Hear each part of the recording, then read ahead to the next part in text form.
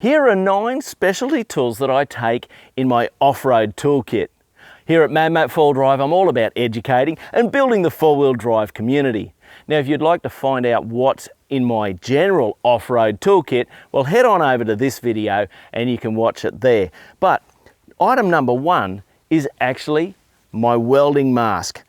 You see, if something breaks on the trailer and I need to weld it up, I need to have a mask. I can use my jumper leads and some welding rods and I can get the job done. That brings me to item number 2.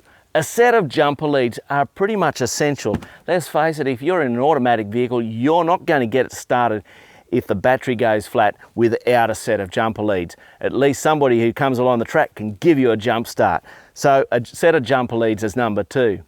Number 3, any specialist tool that is specific to your 4-wheel drive. So in my case, this is a hub nut socket. Basically, if I need to do my wheel bearings or anything in that area, I need to have this tool with me.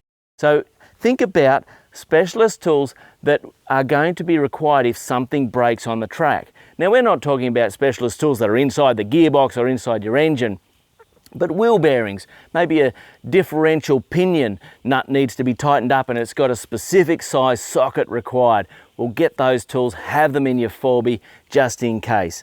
The next item is item number 4. It's a multimeter.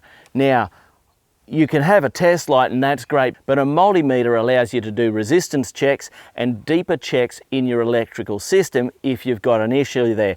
One point with your multimeter, don't do what I've done and get a multimeter with this push button on-off switch. If in your toolbox it gets turned on, it means that you're going to have a flat battery when you come to use it. So I actually have to carry another battery just in case that happens. So you can get multimeters where the on-off switch is on the dial. I reckon that would be a far better solution.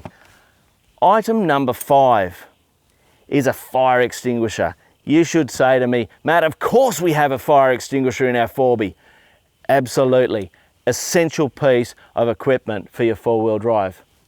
A work light. Now, this day and age, we all have lights on our phones and all that, and that's great. But if you're doing a fairly significant repair under your 4B, you want a decent work light. So something like that is absolutely essential, in my opinion, for that job. Pumping up and airing down our tyres is really important. Let's face it, we're always doing it when we go and hit the trails, but if you're not doing that, you should be, because if you get a puncture, you're going to need to pump that tyre back up. So having an air compressor and an air hose is essential to that. The next item is equipment so that I can change a tyre and repair a tyre on the trail. This is an Australian-made product called a tyre pliers. And if you Google that, I'm sure you'll find them. I've got no affiliation with them, but I carry this in my 4-wheel drive. It allows me to break the bead on my 4-wheel drive whilst I'm out there on the trail.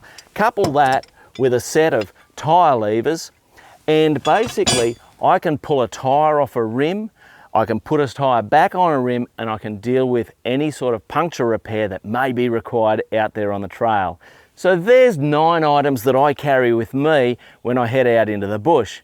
What specialist items do you carry with you that I haven't included in the list? Put them in the comments down below. Now, specifically, what tools do you carry specific to your 4-wheel drive? I'd love to see your comments. So if you'd like to find out what general tools I take with me, head on up over here and watch that video on the general tools.